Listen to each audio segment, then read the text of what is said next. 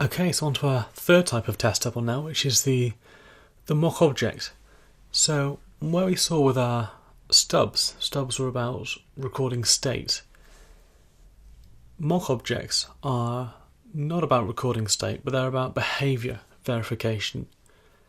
So it may be that the behaviour of a system isn't visible through any observable side effects. So what you need to do in your mock-based testing is to verify, for example, that a particular set of methods were called with the right parameters, for instance. So your mock object allows you to observe the behaviour of that system and to verify that the system under test is interacting with its dependencies correctly. So this works in a very different way than a stub.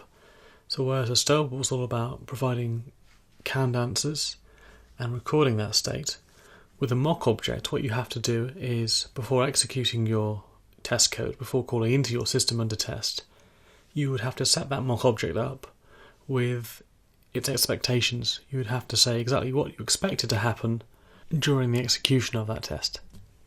So this is very different from the use of stubs and fakes. So with the stubs and fakes, then the actual test code itself would be making those assertions. But when using mock objects, the test code just sets up the expectations.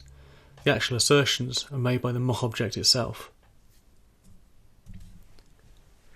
Okay, so we've talked about a few different types of test tables now. We've talked about the stubs, which are about state-based verification, fakes, which are about replacing real implementation with a much simplified implementation, and we've talked about mocks, which are all about behaviour verification. Before we move on, let's just take a look at a quick test which demonstrates how and why we might use these different types of test tables.